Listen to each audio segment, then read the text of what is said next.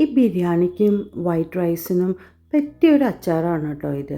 കുറച്ച് ചെറുനാരങ്ങയും ഡേറ്റ്സും വീട്ടിലുണ്ടെങ്കിൽ ഒന്ന് ട്രൈ ചെയ്ത് നോക്കാവുന്ന റെസിപ്പിയാണ് കേട്ടോ ഇത്. അപ്പോൾ കുറച്ച് ചെറുനാരങ്ങ മുറിച്ചിട്ട് ഒരു 10-15 മിനിറ്റ് സ്റ്റീം ചെയ്തെടുക്കണം.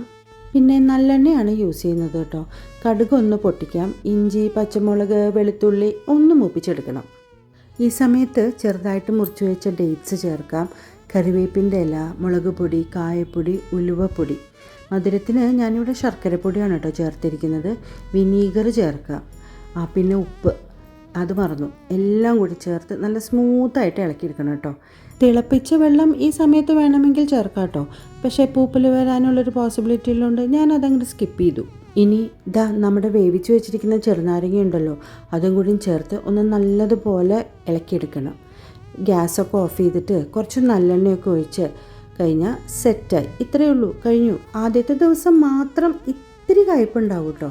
ഇതിപ്പോൾ എരിവുണ്ടോ എന്ന് ചോദിച്ചാൽ എരിവുണ്ട്, പുളിയുണ്ടോ ചോദിച്ചാൽ പുളിയുണ്ട്, മധുരമുണ്ട്.